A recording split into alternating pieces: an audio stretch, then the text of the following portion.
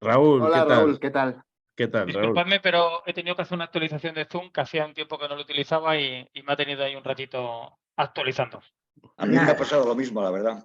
En casa del herrero, cuchillo de palo, ¿no? No, es que el Zoom lo utilizamos poco. Es una herramienta relativamente inestable, ¿eh? Pero bueno, yo entiendo que Bueno. durante la pandemia ganó mucho protagonismo. Pero bueno, en comparación con Teams o con Meet o con Webex, estas plataformas, yo creo que, bueno, en fin, Yo, que todo. Raúl, si te sirve de consuelo, yo lo tengo actualizado gracias a que me reúno de vez en cuando con el Hueco, porque solo me reúno con el Hueco por Zoom. Es que O sea, nos estáis llamando antiguos ya. los de Red Eléctrica sois muy snobs. Bueno, y Raúl. Bueno, pero es que Raúl se dedica a estas cosas, joder, es un gourmet de la digitalización, ¿no? Que los últimos minutos, Marina nos pondrá algunos deberes para hacer en las próximas semanas. Sin más, voy a presentar a Eva López.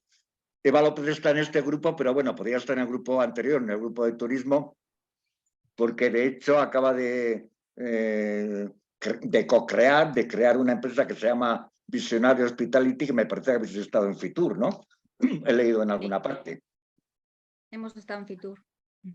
Entonces, vamos, nos podía hablar de turismo, pero nos va a hablar de teletrabajo. ¿Por qué? Pues porque estuvo al frente durante 4 años de una cosa que se llama Tenerife Work and Play, que logró que tenía como objetivo atraer talento digital remoto a la isla. Y logró que Tenerife ocupara el puesto número 3 de lugares mejor valorados por los nómadas digitales para trabajar. Es licenciada en Ciencias Económicas y Empresariales, es auditora de cuentas, etcétera, etcétera. Y además de Work and Play, también ha estado durante 4 años al frente de una plataforma que se llama White Tenerife, también de atracción de inversión extranjera a la isla. O sea que yo creo que es un lujazo tenerte aquí y me parece que nos vas a hablar de retos y oportunidades para la atracción de teletrabajadores al entorno rural. Así que, Eva, media horita desde Tenerife. Venga, pues nada, hola a todos. Gracias por invitarme a la sesión. La verdad es que es un tema que me encanta. No sé si lo que os voy a contar es exactamente lo que me habéis pedido, pero os voy a contar sobre todo la experiencia de Tenerife en el mundo de la captación de los nómadas digitales. Esta aventura empezó para nosotros en el 2016. Más bien empezó en Gran Canaria, que son los pioneros en todo el tema de atracción de talento remoto. Cuando nos llamaron porque el Nomad Cruise, que es un crucero que metió 400 nómadas digitales en el barco, pues pensó en hacer una parada en Tenerife, ¿no?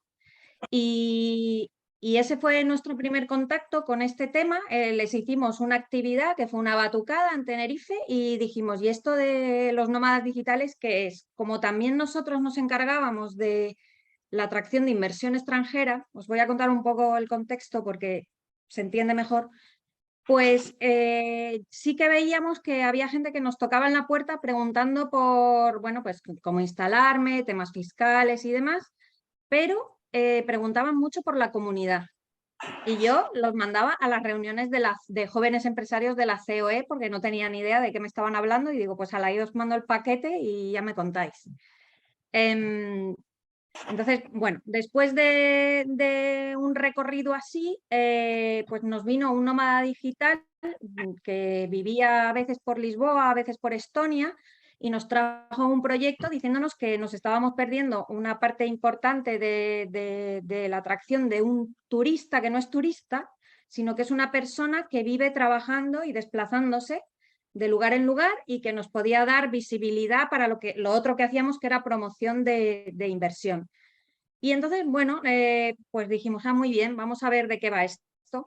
Lanzamos un contrato público. Yo siempre voy a hablar desde la perspectiva de la administración pública y como me sonaba un poco por las cosas que me habían preguntado los emprendedores extranjeros, pues saqué un contrato diciendo, miren, necesito una persona que me dinamice una comunidad que hay que ir a buscar. Bueno, esto lo dije con palabras más técnicas. No tengo muy claro dónde, pero vamos a juntarlos y a dinamizarlos. Y así empezamos todo. Entonces, ¿qué hicimos? Nos fuimos a coworkings, co-livings y, bueno, y lugares, cafés de internet y tal, donde pensábamos que podría estar esta gente, y fuimos a buscarlos y a hacer microeventos. Todo empezó con muy pocas personas, pues una cena en blanco, una cata de vinos, un paseo por un cono volcánico de los que menos se conocen en la isla, toda actividades muy micro y que pensábamos que podían interesar. Eso al margen de nuestra labor habitual, que era, oye, ¿cómo te instalas en Tenerife para trabajar, ¿no? Entonces, esto fue ganando cada vez más, o sea, teniendo más aceptación. Los empresarios privados lo acogieron muy bien porque, claro, veían que sus negocios se estaban promocionando, y entonces empezamos así poquito a poco a crecer y la verdad es que, bueno, antes de la pandemia ya éramos algo porque las actividades solían gustar bastante, ¿no? Entonces, bueno, para centrar un poco más el tiro, bueno, pues dijimos, bueno, ¿quién es nuestro público objetivo? Hicimos un diagnóstico, vimos que lo normal era gente joven, como de unos 20 largos hasta 45 años, que son nómadas más jovencitos normalmente y que se dedican a actividades más, bueno, que trabajan por el mundo, pues yo qué sé, haciendo páginas web, o haciendo coaching, o traduciendo, ¿no? Actividades un poco más light, pero que ellos van por los lugares y se hacían fotos, Instagram, no sé qué, entonces nos servían mucho para darnos a conocer. Yo, como trabajaba para Turismo de Tenerife, pues me venía bien también para el destino, y todo lo que ellos sacaran en sus redes pues iba haciéndonos crecer, ¿no? Entonces, ¿qué buscan? Pues buena conexión wifi, eso es lo más importante. Pero también lo que más buscan es la comunidad, esa famosa comunidad que yo no sabía de lo que se trataba, y es que ellos tienen sus grupos, normalmente en Facebook, en WhatsApp, en otras redes sociales, en Slack, y entonces van generando ellos eventos porque lo que quieren es juntarse. O sea, ellos necesitan conexión. Mucha gente de Europa está muy harta de estar sola en sus casas, y cuando vienen aquí pues necesitan hablar con gente que les hable de sus intereses profesionales o de sus aficiones, que pueden ser deporte, ocio nocturno, salud, sostenibilidad, gastronomía, cultura. Ellos se reúnen, bueno, para lo más variopinto, bailar, hacer deporte, en fin, o cualquier evento que les interese, ¿no? Entonces, ¿qué hicimos nosotros? Bueno, pues vamos a facilitarles la llegada, que era lo que hacíamos con las empresas, pues vamos a hacerlo también para los autónomos. Entonces, pues hicimos una web con qué trámites burocráticos necesitan, dónde conseguir un seguro de salud. Pusimos en valor que Tenerife era un lugar seguro pues para las mujeres, para el colectivo LGTBI, que somos una cultura abierta, eso es verdad, porque tenemos mucho turista, que hablamos idiomas, ¿no? Entonces, y bueno, y que puede haber oportunidades de empresas extranjeras que quieran contratar, que era mi objetivo principal, conseguir gente que hablara inglés para las empresas extranjeras que se venían a instalar en Canarias, ¿no? Entonces, bueno, pues lo que hicimos fue buscar también nuestra oferta de valor y ver a quién nos queríamos dirigir, ¿no? Entonces, creamos el grupo de trabajo con la gente de las empresas privadas y, bueno, nos reuníamos mensualmente para ver qué actividades nuevas podíamos ofrecer, qué inquietudes tenían los nómadas digitales, qué buscaban. Y de esta manera pues fuimos configurando, ¿no? una oferta atractiva para ellos, y dinamizar a la vez la comunidad, porque eso es lo básico en el tema del nómada digital.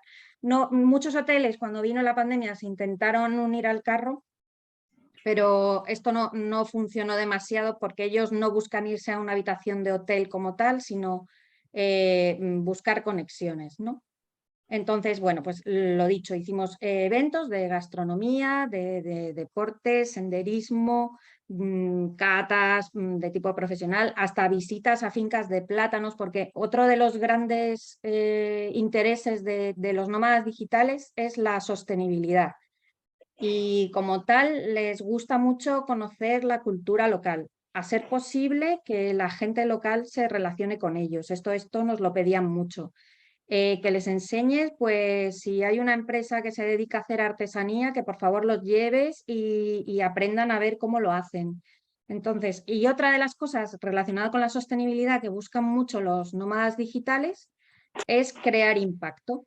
Entonces, muchas veces ellos querían aportar a los negocios locales pues su conocimiento, bien sea pues de marketing digital o de sus propias habilidades, les gustaba interactuar para poder ayudar, ¿no? Entonces también las actividades de voluntariado pues les resultaban muy atractivas, les llevábamos a limpiezas de playas o bueno, cualquier otra de este tipo que se les pudiera ajustar. Entonces hicimos bueno, la web con todos los servicios que pensábamos que necesitaban, como transportarse, qué alojamientos hay, qué coworkings, qué co-livings, hospitales, colegios, ¿no? Hay que buscar una serie bueno, de informaciones que les son muy útiles a ellos y que sin ellas se ven un poco perdidos para que bueno, sientan seguridad de que van a encontrar lo que ellos quieren o necesitan en su viaje, ¿no? Porque bueno, el nómada digital sabemos que se queda una temporada y se va, pero luego hay gente, y hemos tenido el caso, pues que decide que Tenerife es el lugar para vivir y se instalan y trabajan en remoto desde aquí. Entonces, bueno, necesitan saber también que la conexión a la wifi es buena. No obstante, eso también lo encuentran en la página de Nomad List, donde tienen un poco listados todas pues las inquietudes, lo que les gusta a ellos, ¿no? Pues hablan inglés en el sitio, son culturalmente abiertos y ahí te van puntuando. El clima que tienen es bueno. Entonces ahí subes o bajas también en función de la gente que rellene la encuesta y de lo bien que puntúes ahí. Entonces, bueno, afortunadamente como Tenerife es un parque temático y recibimos mucha gente y somos bastante abiertos, pues hemos puntuado muy bien tradicionalmente y subimos como la espuma, ¿no? A partir de la pandemia todo se vino abajo, tuvimos que cerrar las puertas y entonces todos los eventos que estábamos haciendo los empezamos a hacer online. ¿De qué sirvió esto y para qué fue positivo? Las cosas nunca se saben, pues porque la comunidad local, con la que ellos también se quieren relacionar, tuvo acceso a un conocimiento que estábamos ofreciendo, que era cómo utilizar herramientas digitales para trabajar,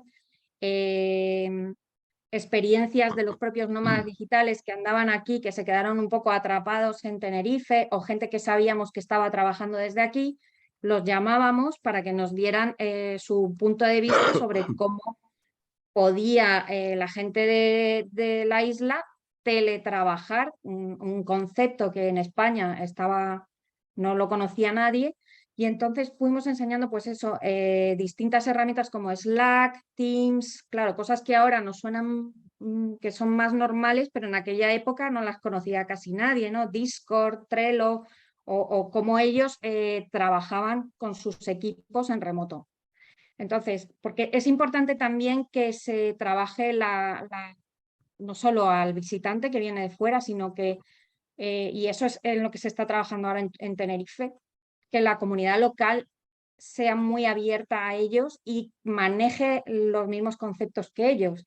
Entonces, ahora, por ejemplo, estamos haciendo reuniones, bueno, lo están haciendo en Turismo de Tenerife, reuniones de nómadas con universitarios y ponen en común experiencias, los universitarios les hacen un montón de preguntas y así vamos generando nosotros un ecosistema que es necesario para que esta gente se vea atraída, ¿no? Desde el punto de vista de la comunicación, fundamental, la página web, con redes sociales, se creó un grupo de Facebook que se volvió muy potente, que se llama Tenerife Remote Workers and Digital Nomads. Ahí ellos, aparte de conocer quién está por el destino, se van preguntando todo lo que les interesa, dónde encuentro coches de alquiler, por favor, quién me ofrece una casa, necesito una pantalla o revendo algo porque me voy ya. O sea, es increíble la comunicación que ellos establecen entre ellos mismos, o quién se viene a subir al Teide o a la isla de al lado, de La Gomera, en fin, infinidad de comunicación que es de mucho valor para saber cuáles son sus verdaderos intereses, ¿no? Y en definitiva son estos, ¿no? Reunirse, tener un lugar donde vivir, un lugar donde trabajar y donde poder reunirse con otra gente de sus mismos gustos. De ahí, bueno, aparte de la página de Instagram que también teníamos, sí que yo veía que saltaban, o sea, lanzaban links a grupos de WhatsApp. Y los grupos de WhatsApp fueron creciendo también y a la vez disgregándose, ¿no? Entonces había pues de las distintas actividades que cada uno le interesaba, que es intercambio de idiomas, deportes, irse a bailar. Pues ahora me interesa montar una empresa, ¿cuántos quieren montar empresas aquí? Y hay grupos de WhatsApp de nómadas de lo que no os podéis ni imaginar, ¿no? De juegos de mesa, de todo. Entonces, bueno, ¿cómo destapamos todo esto? Pues lo más importante es buscar, aunque sea mínimamente, lo que haya de comunidad y comunicarlo al exterior. O sea, aquí hacemos estas actividades, aquí tenemos esta gente, aunque haya 4 gatos, pero ellos se ven muy atraídos. Otra cosa que hicimos, crear una cosa que se llamaba el Welcome Pass. Y el Welcome Pass consistía simplemente en conseguir descuentos en actividades que podían ser de interés para ellos, pues excursiones, avistamiento de ballenas, restaurantes más típicos de aquí, catas de vinos o de quesos, visitas a bodegas, o sea, todo tipo de experiencias un poco diferentes al turista que viene tradicionalmente aquí a buscar el sol y la playa, que también los tenemos, también pues descuentos en cursos de surf, por ejemplo. Aquí también hay mucho camping de surfero que vienen a teletrabajar. O sea, hay que buscar un poco quién es el que te compra y el que viene y por qué te viene a tu destino, ¿no? Y con eso ir montando un trabajo bueno, que no es fácil, sobre todo porque hay que preparar muy bien la infraestructura y comunicar. Comunicar es fundamental. Entonces también utilizamos obviamente la fortaleza de turismo de Tenerife pues para llegar a revistas internacionales de turismo, a turoperadores. El gobierno de Canarias puso muchísimo dinero para la atracción de trabajadores remotos durante la pandemia, creo que fue del orden de 500.000 euros para flashear en todas las redes sociales con vídeos sobre trabajar en Canarias. Y bueno, el resultado es que ahora mismo tenemos a Gran Canaria en el puesto como 7º, 8º, Tenerife ha bajado. Desconozco la razón porque yo ya no estoy metida allí. Pero bueno, el hecho es que hay que comunicar, mostrar los valores singulares y eso hace, bien hecho en las redes sociales, eso hace que esta gente se vea atraída. Y eso y mostrar, como he dicho, la comunidad, ¿no? Entonces, como retos, bueno, como logros, perdón, primero que tuvimos, bueno, pues el poder descargarse el Welcome Pass nos dio acceso a un montón de datos de ellos sobre intereses, nacionalidades, y vimos que sobre todo viene gente de Alemania, Holanda, Dinamarca, Italia y Francia, ¿no?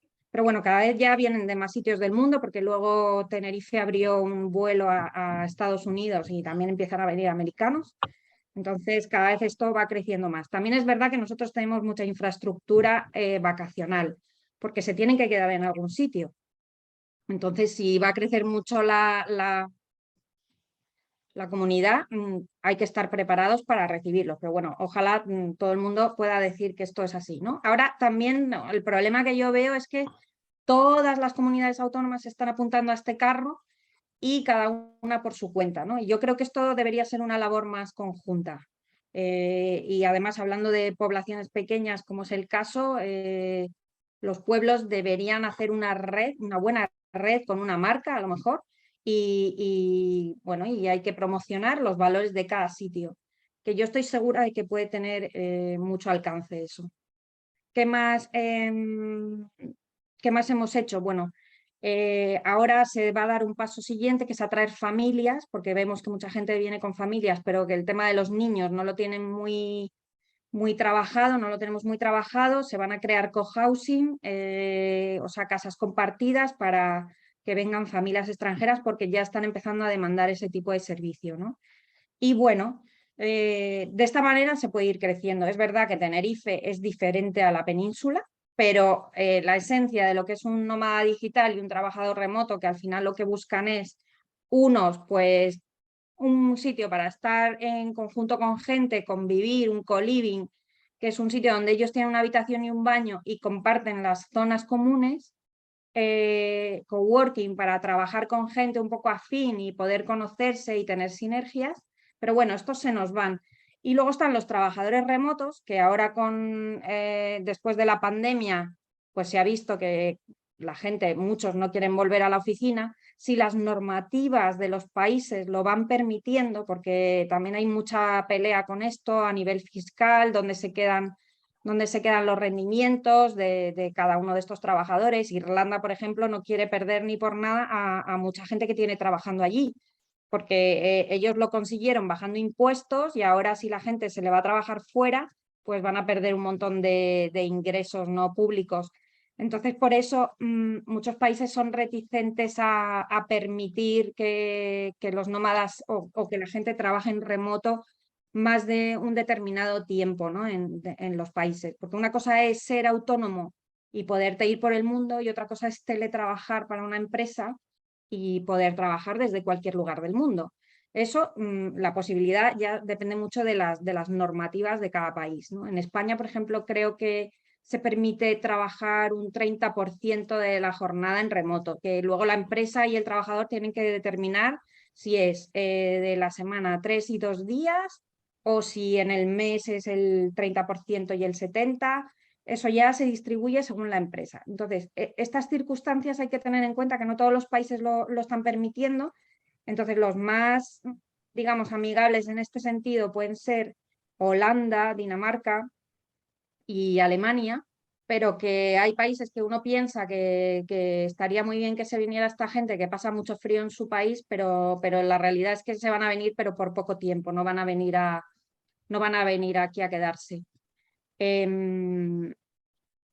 Otra de las grandes, bueno, yo diría que intereses que tienen, por ejemplo, Canarias, es que se les ha ido el talento joven y lo quieren recuperar, ¿no? Entonces, recuperar la diáspora es otra circunstancia que se puede intentar, porque además estos sí que vienen formados de fuera y aportan un montón de valor a la comunidad, porque además es gente que luego quiere demostrar a su comunidad que se puede hacer bien y quiere enseñar a la gente. Entonces, bueno, hay muchas maneras de trabajar este ecosistema que se pueden ir tocando, ¿no? Entonces, como oportunidades, yo veo que la contribución que hacen a la economía es brutal, ya te digo, vía impuestos o vía generando nuevos negocios, como son co-livings, coworkings, o hasta remodelando salas de hotel para que esta gente venga a trabajar, ¿no? Se pueden reflotar algunos de los negocios que ya existen, de tipo pues más cultural, artesanía, dándole un toque así a lo mejor más actual y más fresco, porque no nos olvidemos que a ellos les encanta sacar todo lo que hacen en Instagram. Y bueno, y cosas tan sencillas como, pues yo recuerdo en la isla de La Gomera que monté un negocio rural precisamente cuando llegué aquí hace 25 años, pues rehabilité una casa que era de familia de mi actual marido, y yo cuando vi el pueblo donde nos íbamos a colocar, yo dije, bueno, aquí vendrá alguien, y él estaba muy convencido, no, sí, vamos a rehabilitarlo, que esto ya verás que aquí viene mucho alemán y tal. Y cuando yo vi aquel pueblo dije, madre mía, yo no creo que venga nadie, ¿no? Pero sí, el hecho es que hay gente para todo y lo que digo es que los pueblos se pueden rehabilitar, se pueden dinamizar si hay interés por parte de los gobiernos locales, los ayuntamientos y los propios microemprendedores que pueda haber por los pueblos, ¿no? Y de verdad que yo me sorprende cuando veo alemanes en esos pueblitos de nada, en esa isla de La Gomera, que vienen a hacer senderismo. O sea, que si tú les vendes bien el senderismo, vienen. Y ahora si en la casa pones buena conexión wifi, pues te vienen y trabajan desde allí, ¿no? Entonces yo lo que digo es que se puede hacer y que además generan economía, ¿no? Entonces, lo que hay que resaltar son nuestras singularidades. Puede ser, por ejemplo, en La Gomera hay unos telares antiguos, pues eso recibía visitas, la dueña del telar, empezó a abrir como habitaciones alrededor de los telares y lo tenía cada vez más lleno, ¿no? Entonces, cualquier cosa, por insignificante que parezca, pero si es singular y diferente, la van a venir a visitar. Entonces, lo que hay que tener es un poco de creatividad con esto, ¿no? Y todo es posible. Entonces, con el fenómeno después de la pandemia, de que la gente empieza a teletrabajar, que la gente se ha quedado muy tocada de la cabeza y que quiere naturaleza, quiere salud y vivir un poco al aire libre. O sea, hay que buscar todas estas necesidades, la necesidad de crear impacto de cierto nicho de gente y con esto montar un buen proyecto, que empezando por la infraestructura, y hacer una buena red de pueblos, una marca, y yo creo que se puede hacer un proyecto muy bonito. ¿Qué retos tenemos? Bueno, las infraestructuras que no tenemos, los costes de generar una buena infraestructura, de vida en común o de trabajo en común, crear esta red, tener una persona que dinamice o varias que dinamicen las comunidades y que vayan a buscar a la gente de la comunidad. La barrera del idioma, esta sí que es una gran barrera que también nos hemos encontrado en Canarias. Necesitamos gente que hable inglés mínimamente. Y luego, bueno, que en el entorno rural, pues a lo mejor van a faltar ciertos servicios esenciales, o sea, que se vayan a vivir como tal. Bueno, pues hay que ir trabajándolo, ¿no? Pues bueno, algún hospital cercano, colegios, o sea, que ellos tengan la sensación de que no les va a faltar nada, ¿no? Y comunicarlo al exterior, tener ese presupuesto que permita, bueno, darse a conocer en redes sociales y en medios muy nicho, ¿no? Cuando os comento esta casa que rehabilitamos, que finalmente y sigue funcionando, lo que hicimos fue irnos, antaño no había redes sociales y nos fuimos a revistas de senderismo extranjeras y allí nos publicitamos y entonces empezaron a venir austríacos, suizos, alemanes, fue una cosa como muy, para mí, la verdad que muy sorprendente. Por eso yo creo que, bueno, nos debemos animar a hacer un buen proyecto porque es posible y el claro ejemplo es mi experiencia en Canarias, ¿no? Así que eso es por mi parte lo que os tengo que contar. Si tenéis alguna pregunta o no sé, alguna inquietud. Deberías de reorientar el negocio ahora hacia la cantidad de ingenieros, bueno, de todo tipo de personal rusa que está deseando abandonar Rusia y venirse a otros países como consecuencia de las normas del embargo internacional, porque nosotros en Nokia la verdad es que nos está costando muchísimo traernos a nuestro personal más talentoso desde Rusia. Aproximadamente vamos a traer unas 40 personas. La verdad es que la carga burocrática es muy, muy grande en relación a todos los papeles que hay que mover, pero eso es un negocio con un potencial enorme porque la situación, lógicamente, se va a volver muy complicada en ese país. Y hay cientos de miles de personas, de profesionales en Rusia que están deseando buscarse oportunidades en otros países europeos.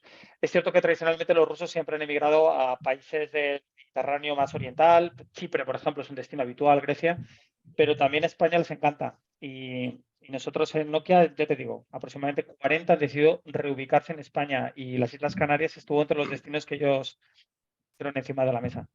Así que ahí probablemente haya mucho movimiento en los próximos meses, años. Sí. Bueno, aquí el tema es también el cómo viene esta gente, ¿no? Porque una cosa es la visa del nómada digital, que tiene una duración determinada, ¿vale? Y otra es la de atracción de profesionales. Si no recuerdo mal, de cuando yo estaba en Turismo de Tenerife, tienen que tener actividades muy innovadoras para podértelos traer, bueno, y con un contrato de trabajo. O sea, hay veces que te ponen muchas pegas, pero bueno, imagino que a lo mejor están abriendo la mano, porque también es verdad que nuestra pirámide poblacional es la que es y necesitamos gente para pagar pensiones, como sea. La verdad Así es que lo que están pidiendo fundamentalmente no es tanto pensando en nómadas digitales o en personas que vengan a teletrabajar de manera más o menos temporal, sino lo que están buscando es residencia permanente. Esa gente muy probablemente no es una población de retorno. Bien, ya. Ujú. Buenas, ¿se me escucha? Se te oye, Íñigo. Vale. Eso, yo soy Íñigo, disculpadme porque he tenido que conectarme un poco más tarde, entonces igual alguna de la pregunta que haga ya se ha aclarado, pero bueno, por si acaso. Nada, me parece súper interesante, la verdad, la experiencia. Iba a preguntar, por ejemplo, una pregunta. Todo este tema que habéis movido en Canarias, ¿no? Que le habéis dado como súper fuerte a esta atracción de nómadas o profesionales y demás. ¿Lo movíais en Canarias desde el turismo, o sea, desde los departamentos de turismo, o bien de Gobierno de Canarias, o bien los cabildos, o cómo ha sido? O sea, ¿o ha estado empujando también el Gobierno autonómico desde otros departamentos, digamos? No, todo se ha movido desde la iniciativa privada, o sea, lo que empezó en Gran Canaria fue iniciativa privada, fue una persona, además una persona concreta que ahora también trabaja para Tenerife, que había trabajado en Boston y conocía el fenómeno y entonces atrajo al Nomad Cruise y hace una conferencia internacional llamada Re-People, antaño se llamaba Nomad City. Él empezó, nosotros escuchamos eso desde el Cabildo de Tenerife, desde Turismo de Tenerife y quisimos hacer la atracción, más bien por tema de promoción económica y atracción de inversiones, lo nuestro vino así, pero nos sonó bien y porque la gente nos estaba preguntando por la comunidad, ¿no? Pero otros departamentos, para mí, está claro que innovación se debería meter, no se han metido mucho. Promoción exterior también se metió con el Gobierno de Canarias, pero fue casi todo desde turismo. Promoción exterior está empezando ahora a hacer cosas. Innovación Claro, no he visto nada todavía. eso es, no sé cómo, o sea, cómo se subdividen los departamentos. A lo mejor Canarias entiendo que turismo tiene un peso igual más relevante, ¿no? que en otras comunidades, pero veo como que esto a la hora de moverlo, yo soy navarro, por ejemplo, ¿no? En Navarra, o a la hora de moverlo en, yo qué sé, en España, imagínate que se hace un proyecto muy grande y hay que hablar con el gobierno de España, como que creo que tendría que trascender un poco el turismo, ¿no? Algo más ordenado. Aquí, por ejemplo, hay una consejería ahora de cohesión territorial, que entre otras cosas se ocupa más de la despoblación. Por ejemplo, tiene una administración de despoblación y tal. Y que igual podría ir también por ahí, ¿no? O sea, que la intención es fijar gente, ¿no? No solo esos nómadas que luego se marchen, ¿no? Según te oía. Yo lo veo desde desarrollo económico. Aquí el tema es que la gente de la administración no habla inglés, ¿vale? Entonces, ¿quiénes hablan inglés en la administración? Pues los de turismo, son los que más hablan inglés. Entonces te colocan ahí porque es que si no, a ver cómo te comunicas con ellos, ¿no? Pero para mí es desarrollo económico con idiomas. Es lo que yo lo haría desde ahí. Innovación también. Si quieres atraer startups y demás, que era mi objetivo también, yo necesitaba empuje por parte de los parques científicos y gente un poco del conocimiento. Y bueno, es que las administraciones muchas veces no se hablan. Ese es el problema. Que es que no hay proyectos coordinados. El Gobierno de Canarias hacía su promoción por su guerra, no sé ni cómo se le encendió la bombilla, probablemente igual... ¿Sí? Ay, no, perdón, que te cortas. Es que justo me entra una llamada. Que supongo que como se quedó con el presupuesto en el aire con la pandemia, dijo, pues voy a meter dinero en nómadas digitales, que es lo que viene ahora, y así empezó todo. Es que al final las cosas vienen un poquito a veces como de chiripa, ¿no? Pero desarrollo económico, les hablabas de esto y te miraban raro. Empieza a haber ayuntamientos que tienen ya gente de desarrollo local que ha hablado con nosotros, que habló con White Tenerife en su día y con Tenerife Work and Play y que lo empiezan a ver. Imagínate, yo empecé en el 17 con esto. Es que va muy lento todo. Pero ya están viendo la necesidad, están viendo que los los eventos cada vez son más grandes y tienen más repercusión, que la gente tiene más interés, los universitarios se están interesando. Y bueno, y esto empieza a ser un fenómeno más grande de lo que ellos creen, porque el quedarse a vivir, en Canarias tenemos otro problema, y es que tenemos mucha población y no queremos tanta población. ¿Que tenemos zonas deshabitadas? También, pero al final, claro, colocarlos donde tú quieres es muy difícil. Hay pueblos, bueno, no hablo de Canarias, pero hay pueblos en Asturias, por ejemplo, que pagan a la gente por vivir allí. O sea, y esto empezó en Estados Unidos, en Tulsa, había un programa que pagaban $10.000 a la gente por irse a vivir allí. O sea, que todo esto se puede hacer, hay maneras, ¿no? Pero hay que también tener un poco de cuidado, porque en Tulsa creo que luego se empezaron empezó a crecer aquello de una manera desorbitada y tampoco querían eso. En Madeira han hecho lo mismo, también han ofrecido incentivos económicos para que la gente fuera para allá. En fin, hay maneras. Pero desde luego en Canarias empezó en turismo y la gran potencia es turismo ahora mismo. Pero mi opinión es que debería ser otra. Portugal, Bueno, Portugal en ese sentido es muy agresivo, ¿no? No solamente en general, está apostando por ser un país mediterráneo, con todo lo que eso implica, pero también utilizando un modelo muy irlandés, está dando unos incentivos fiscales especialmente increíbles para que empresas y particulares se instalen en el territorio portugués, sobre todo en los territorios ultraperiféricos, pero también en el resto del país. Ahora mismo tiene un régimen fiscal muy ventajoso. Muchísimas multinacionales están reubicando sus headquarters, sus oficinas centrales desde sus países de origen, haciéndolos desde Irlanda, que es el típico país tradicional que es un cuasi paraíso fiscal, para reubicarlos en Portugal. También nos está sacando muchos cuerpos de ventaja a España, por ejemplo, en materia fiscal, para captar sobre todo jubilados y pensionistas norteeuropeos, con leyes que en España probablemente sería impensable probar, ¿no? Si compras una propiedad de real estate, creo que es superior a 150.000 euros, tienes exenciones fiscales por espacio de 3 años, cosas de ese tipo, ¿no? Entonces, pues, bueno, en fin, que está apretando mucho en todos los sentidos. En Sí, Canarias Roberto. tenemos una fiscalidad muy ventajosa también, ¿eh? No, O sea, claro, por ejemplo, claro. en impuesto de sociedades tenemos un 4% con determinadas condiciones.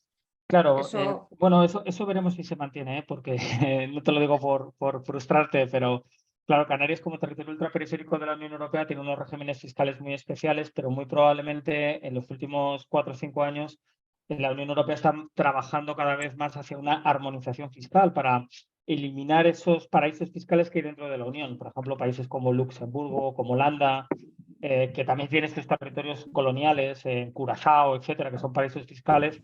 Eso está haciendo mucho daño dentro de la Unión y se está planteando el armonizarlo de alguna manera, con otro esquema de compensaciones, pero muy probablemente los regímenes fiscales, que eso también afectará a las forales, aquí por nuestro compañero Navarro, esto le quedan no demasiados años, a lo mejor no más de 5 años. Pero bueno, eso lo digo como comentarios de las cosas que se hablan en los círculos de la Unión Europea en materia fiscal. ¿Alguna pregunta más para Eva? José Castillo. Sí, gracias Eva por la exposición. La verdad que además ha sido muy concreta, muy en bullet point que han sido muy claros. Y a mí me ha llamado la atención una cuestión desde el punto de vista queriendo aplicar o aprender de este modelo o de esta experiencia para zonas rurales españolas. Si ya en Tenerife cuesta encontrar personas que hablen inglés, pues me puedo imaginar la realidad de nuestros pueblos y en realidad ciudades, ¿no? Entonces, lo que quería saber, ¿y el nómada español, el nómada digital español, en qué proporción existe también allí en Tenerife y en qué proporción? Estamos hablando a lo mejor de un 20%, un 25%, o realmente se puede movilizar también ese perfil. No, claro, aquí también viene mucha gente española a teletrabajar. O sea, no sé si son nómadas de quedarse, o sea, porque el nómada, o sea, yo entiendo al nómada digital como la persona que viaja permanentemente por el mundo, ¿no? Entonces, pues si aterrizan aquí, aterrizan españoles aquí que a lo mejor viven en Estados Unidos y se vienen una temporada aquí y luego se van a otro destino, a Bali o donde se vayan, ¿no? Pero el teletrabajador español, claro que ha venido a Canarias y cada vez viene más. Sí, tenemos un porcentaje muy alto de visitantes españoles y gente interesada por establecer contacto con los nómadas extranjeros que vienen a Canarias también. O sea que hay mucha gente con ganas de cambiar un poco de vida, huir de la ciudad y hacer una vida más lenta, ¿no? Como por la slow life esta que hablan. Y españoles hay muchos, ¿eh? Hay gente muy cansada de las grandes ciudades. O sea que sí. Una pregunta, ¿cuánto os costó hacer esa comunidad de la que hablabais o ofreceros como un espacio comunitario? ¿Cuánto os costó llegar a ese público que finalmente acabó respondiendo? Pues la verdad es que, ¿cuánto en tiempo, en recursos? Tiempo, bueno, ya de paso todo. Tiempo, recursos. Bueno, en tiempo, pues nos llevó como 2 o 3 años por lo menos. O sea, los principios fueron un poco duros, se te apuntaban 5 o 6 personas o 7 o 10. Pero bueno, todo era ir a buscar los espacios compartidos, porque siempre hay alguno. Lo que pasa es que localizarlos es lo que es difícil, ¿no? Porque yo ahora mismo en mi edificio hay gente que viene, yo sé que hay vivienda vacacional y hay gente que viene a veces a teletrabajar, ¿no? De hecho, bueno, y tengo un vecino que es nómada digital y eso no lo sabes y es difícil llegar a ellos. Pero, y tengo, lo que digo del vecino es que estoy 6 meses sin verlo, me dice que se va a Lisboa, que se va a Estonia y luego vuelve y me lo encuentro y me cuenta toda la experiencia otra vez, ¿no? Y es que no sabes dónde están. Entonces, donde fuimos a buscar fue a los colivings que ya había, que por cierto, para mí el más bonito de Canarias es una casona tradicional de la Orotava, muy bonita, rehabilitada, ¿sabes? Con mucha madera, mucho encanto y espacios en común para que ellos vivan. Entonces fuimos allí a sitios donde pensábamos que se podían reunir estos extranjeros y a captarlos un poco al lazo, creamos una base de datos y cada vez que hacíamos una tontería, una cenita o algo así, los llamábamos. Y eso fue creciendo porque ellos lo cuentan en sus redes sociales y ellos tienen sus comunidades y mira qué chachi lo que hacen en Canarias y tú ni te enteras, pero eso va creciendo y se va comunicando. Así es como hemos crecido nosotros. Y obviamente haciendo alguna campaña de marketing digital, ¿no? Pero recursos, o sea, yo tenía un presupuesto muy pequeño para hacer todo esto que hice, porque además yo lo que tenía el presupuesto Paraguay-Tenerife, que era atraer empresas, y destiné una parte a atraer trabajadores que hablaran inglés, porque yo lo necesitaba para la otra marca. Así que no hablamos de mucho dinero. De tiempo, un poco más, sí. Vale, pues Marina, yo creo que ya puedes. Tiene Juan Ávila. Juan Ávila Sí. tiene la mano levantada. Perdón. Gracias, Roberto. No, sumarme a la reflexión, al final lo decía Raúl, ¿no? Los peligros del dumping fiscal, ¿eh? Los peligros del dumping fiscal, porque, bueno, esto puede ser para una sociedad pan para hoy y hambre para mañana. Y luego, además, es que creo, como Raúl, que la Comisión Europea está empezando a verlo así.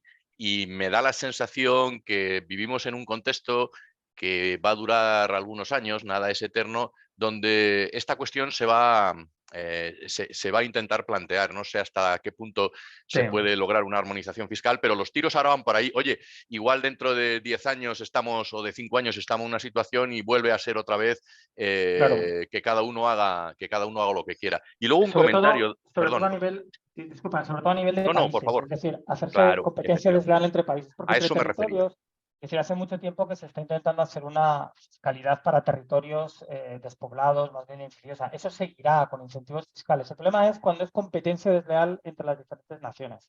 que forman Sí, parte sí, de la sí. Unión. A eso me refería con dumping fiscal, pero también en las comunidades autónomas, ¿eh? También en las Eso va a comunidades decir, lo autónomas. que pasa es que el rodillo les va a pasar por encima, es decir, no va a haber excepciones. Es decir, los regímenes forales, el concierto vasco, etcétera, todo esto, que históricamente nosotros lo damos ya como algo asumido desde la Unión, esto no lo entienden, No, no lo lógica, entienden. lógicamente, pero bueno, sin ir a cuestiones como esas, ¿no? Que en nuestra actual constitución están como están y estoy de acuerdo contigo. Por ejemplo, la Comunidad de Madrid. Yo vivo en la Comunidad de Madrid, vivo en un pueblo, pero en la Comunidad de Madrid.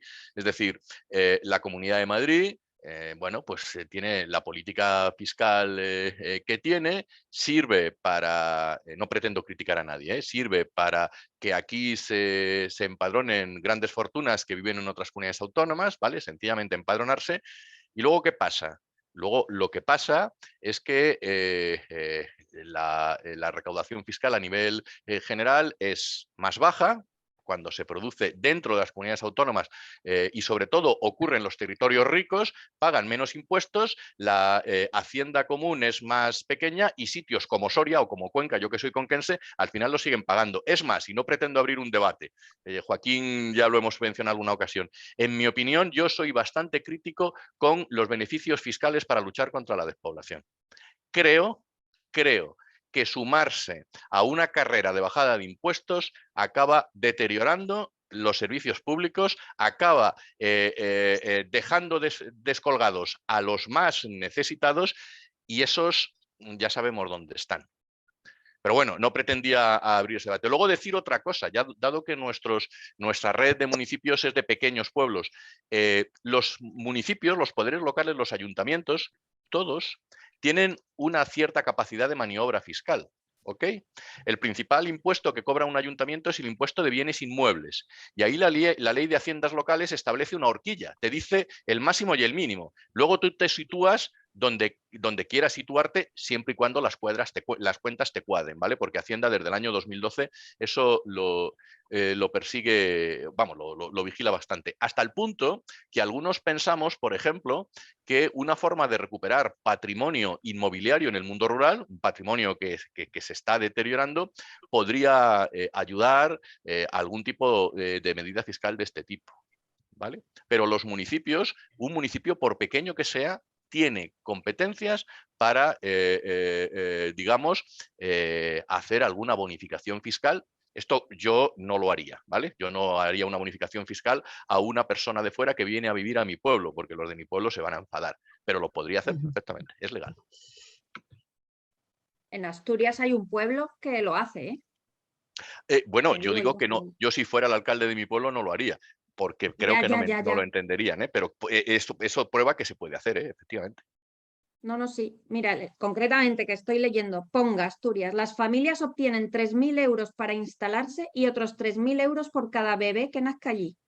Y en Rubiá, el municipio completa los ingresos mensuales con 100, 150 euros, que esto no es mucho, pero bueno, es.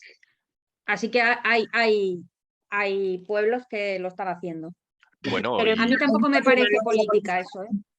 Pero bueno, yo creo que nos vamos a las soluciones ya, directamente.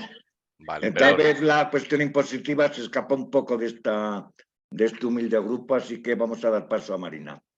Sí, disculpa, yo agradeceros. Solo tenía una pregunta por curiosidad, pensando un poco desde el lado del mundo donde estoy. Quería preguntar a Eva, porque hablaba mucho de los europeos, ¿no? ¿Cierto? De los europeos que vienen a Tenerife. Y, por ejemplo, como estoy pensando, porque yo sé que hay muchos latinoamericanos que siempre van a España por el tema del idioma, porque muchos también tienen nacionalidad europea por descendencia, ¿no? Entonces quería saber un poco si hay también, no sé si hay muchos también que son como de la población más latinoamericana. También.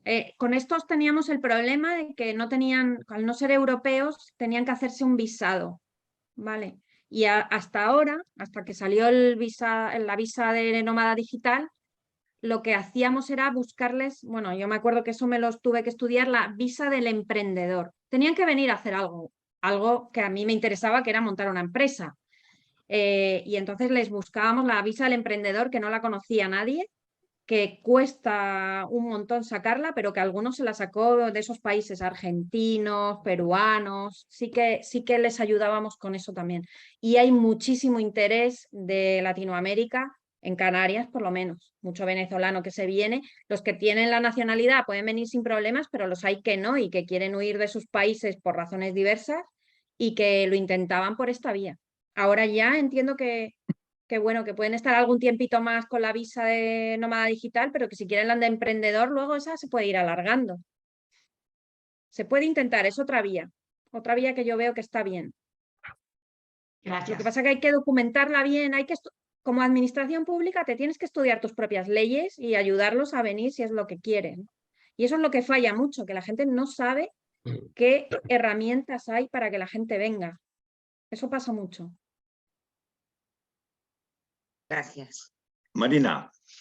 Bueno, pues yo agradeceros muchísimo la participación, la ponencia, Eva. Ha sido súper inspiradora, como decíamos en la presentación, muy inspiradora, y también agradeceros a todos el debate. Le decía a Roberto, es que a este paso nos vamos ya a la parte de ideación, me encanta, ¿eh? Sabéis que el programa de trabajo está pensado en 2 fases. Esta primera fase, que era el diagnóstico, y digo era porque son los formularios que habéis estado cumplimentando los días anteriores, y una segunda fase que viene a continuación, que es la fase de ideación, y en la cual lo que vamos a intentar es, a partir de esos problemas que hemos detectado en la primera fase, buscar soluciones. Vosotros ya estáis lanzados en la búsqueda de soluciones, lo cual está fantástico y genial, porque ya llevamos camino hecho, así que agradecerlo profundamente. Pero sí que me voy a permitir compartir con vosotros el trabajo que habéis realizado. Nosotros lo que hemos hecho ha sido una síntesis de ese trabajo. Quiero que entendáis ahora, cuando veáis los resultados, que hay determinadas cuestiones que aparecen de forma transversal en todos los equipos, y lo que hemos hecho ha sido trasladarlas a los equipos que se tienen que encargar de ello. Ejemplo, el tema de la vivienda. El tema de la vivienda es una constante en todos los grupos de trabajo. Si hablamos de turismo, hablamos de un problema de vivienda. Si hablamos de teletrabajo, hablamos de un problema de vivienda. Si hablamos de sostenibilidad, también hablamos de vivienda. ¿Dónde hemos ubicado vivienda? En sostenibilidad, porque entendíamos que era el equipo de trabajo que se tenía que hacer cargo de ello. Así que cuando veáis los resultados vais a ver que a lo mejor hay ausencias, lo hablamos, pero que sepáis que están recogidas en otro grupo. También os digo, de la misma forma, la parte de ideación que viene a continuación de estos resultados seguramente también va a estar impregnada de ese halo transversal que rodeaba a todo. Así que, bueno, pues que al final es muy difícil hacer un análisis parcial y estanco, porque todo de alguna manera se une con todo. Y dicho eso, voy a compartiros los resultados, vuestros propios resultados. Antes de que me lo preguntéis, os voy a mandar la presentación, ¿vale? Para que la tengáis todos también y no tengáis que estar ahora corriendo, tomando notas. Mañana prometo mandaros la presentación, compartirla con vosotros. Vale, pues dicho eso, yo creo que ya se ve mi pantalla. ¿Se ve, verdad? Sí. Vale, pues vamos con el diagnóstico que vosotros mismos habéis hecho. ¿Qué situaciones, hechos os habéis encontrado? No hay un orden determinado, ¿vale? Vamos un poco, hemos hecho un resumen. Habéis encontrado que existe una gran complejidad a la hora de lanzar proyectos de cualquier tipo, teniendo en cuenta que además los pueblos, las poblaciones son diferentes y tienen distinto tamaño, ¿vale? Con lo cual, este es uno de los hechos. Una comunicación muy sesgada y con muchos prejuicios sobre población en entornos rurales. Esto también es una constante que ha salido en todos los equipos. La necesidad de vivienda, que es un hecho y que ya lo hemos hablado, existe en todos los grupos. Aumentos nos llamó mucho la atención, aumento muy significativo de problemas de salud mental relacionado con la ansiedad, siendo la ciudad lo principal foco de esta patología. Bueno, quizá es demasiado contundente la afirmación, pero no deja de tener cierta parte de realidad. Y además, esto engancha muy bien con el tema de la pandemia que habéis manejado tanto Eva en su exposición como los que habéis intervenido después. Es verdad que este es un hecho. No hay espacios de relación entre antiguos y nuevos pobladores, y me alegra que Eva lo haya constatado también en su experiencia. Se echa en falta ese espacio de conexión entre ellos, de crear una comunidad conjunta, una insuficiente existencia de infraestructuras básicas, fibra, comunicación, energía y otras más, servicios, por supuesto, también. Os habéis encontrado problemas en legislación y en propuestas de desarrollo territorial. También, por supuesto, el problema del envejecimiento.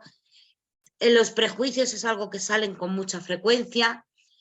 Se pierde calidad en los servicios, hay una ausencia de servicios en los entornos rurales. La sensación de inferioridad de los propios entornos rurales frente a las ciudades. La falta de talento también es uno de los grandes problemas con los que os habéis encontrado y lo habéis constatado en vuestros formularios. Y esa competencia que se está empezando a dar, bueno, yo diría que ya lleva dándose un tiempo entre lo urbano y lo rural, ¿no? Y que de alguna manera incluso los medios de comunicación pues también han contribuido, han puesto su granito de arena en que esa competencia pues, exista y se ponga de manifiesto. Esto en cuanto a hechos. ¿Qué consecuencias tienen estos hechos que vosotros mismos habéis reflejado en vuestros formularios? Un aumento en el coste de alquileres, en el coste en general de la forma de vida, ¿vale?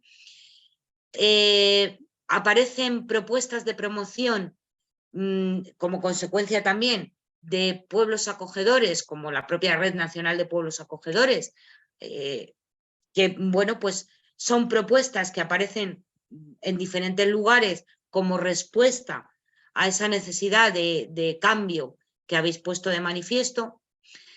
No existe, como no existen transportes públicos o son insuficientes, aparecen propuestas también referentes a economía colaborativa. En general, hay una gran expectativa sobre todo lo que puede traer la tecnología de bueno al entorno rural, y eso también lo ponéis de manifiesto como una consecuencia de lo que está pasando. Una mejora en las infraestructuras de comunicaciones. Hay un cierto aumento de sensibilidad en lo que serían las personas que ya viven en los pueblos, que viene a contrarrestar un poco ese prejuicio del que hablábamos antes. Aparecen nuevos pobladores en entornos rurales con una cierta predisposición positiva que pensáis que hay que aprovechar. Luego vamos a ver cuáles son las consecuencias en positivo también. Habláis del slow life, que lo habéis comentado aquí también, ¿vale? Y bueno, pues otra de las constantes que aparecen en todos los formularios de todos los grupos es el problema o la disfunción que existe entre la financiación o los instrumentos de financiación, sobre todo de carácter público, incluso la propia legislación y las necesidades reales. Este es un tema en el que no hemos querido entrar, os lo digo, porque como ya tuvimos un G100 anterior que se encargó de manera exclusiva del que llamamos rural proofing, de todo lo que tenía que ver con esa mirada urbanita de la legislación, pues no hemos querido ahora entrar en este tema. Aspectos positivos. La pandemia, no como tal, sino con la consecuencia de que se valoran los entornos rurales de una manera diferente. Existen referentes dentro de España menos, aunque ya hemos visto el caso de Tenerife, pero fuera de España existen referentes y que se sabe que han funcionado, con lo cual lo ponéis en valor como un aspecto positivo. Hay además negocios, se pueden poner en marcha y lo veis como un aspecto positivo, negocios basados en activos rurales, que además pueden generar un impacto no solamente a nivel social y ambiental, sino que además tienen un impacto directo en la economía del entorno, y eso también lo ponéis en valor. Todo lo que tiene que ver con la digitalización y las nuevas posibilidades que conlleva. Una mayor sensibilidad también de los medios de comunicación. Y bueno, pues todo el campo está por hacer, todo está por hacer, ¿no? Teniendo en cuenta que hay muchísimas posibilidades de aplicación de tecnología, pues ese es precisamente uno de los puntos que ponéis en valor, ¿no? Y todo lo que tiene que ver con ese nuevo desarrollo económico que puede surgir.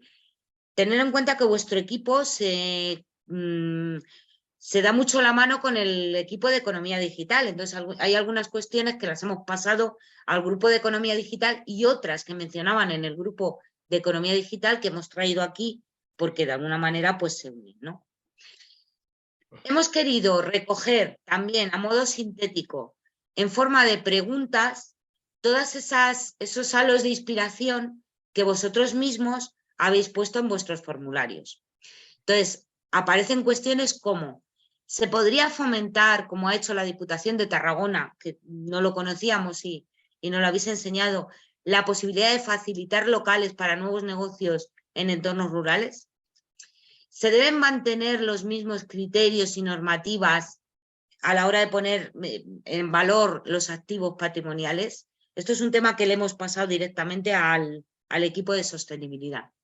¿Se pueden generar mejoras también para facilitar la conciliación entre el trabajo y la vida personal? Y eso se puede hacer de una manera especial en el entorno rural. ¿Cómo se podría hacer eso? ¿Se pueden poner ejemplos de empresas o de personas que hayan desarrollado proyectos interesantes en el mundo rural?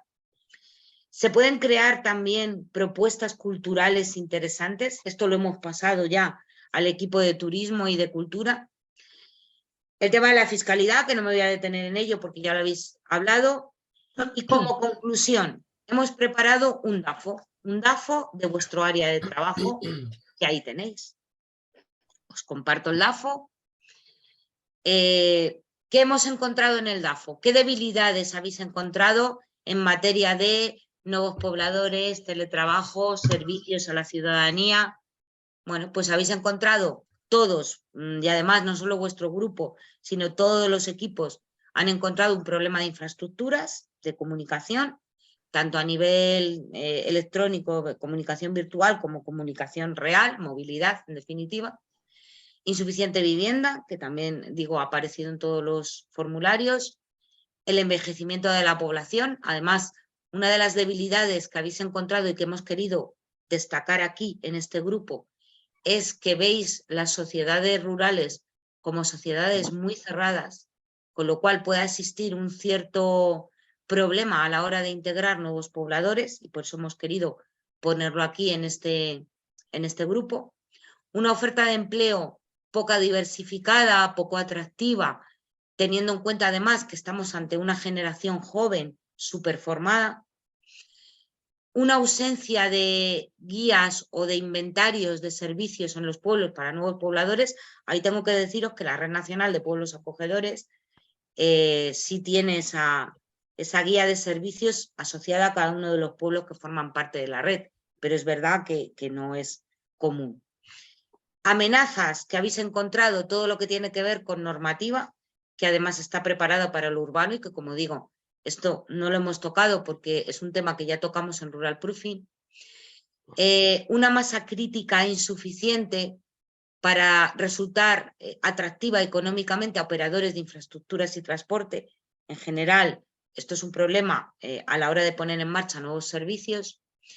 Y bueno, pues una competencia con el mundo urbano que hace que, sobre todo a las personas jóvenes, les resulte todavía mucho más atractivo. También habéis encontrado fortalezas y oportunidades. Fortalezas, pensáis que en los pueblos y en los entornos rurales hay una mayor facilidad para generar entornos colaborativos que además pueden servir como red de apoyo, red de ayuda a la hora de propuestas de servicios de conciliación, de cuidados, etcétera.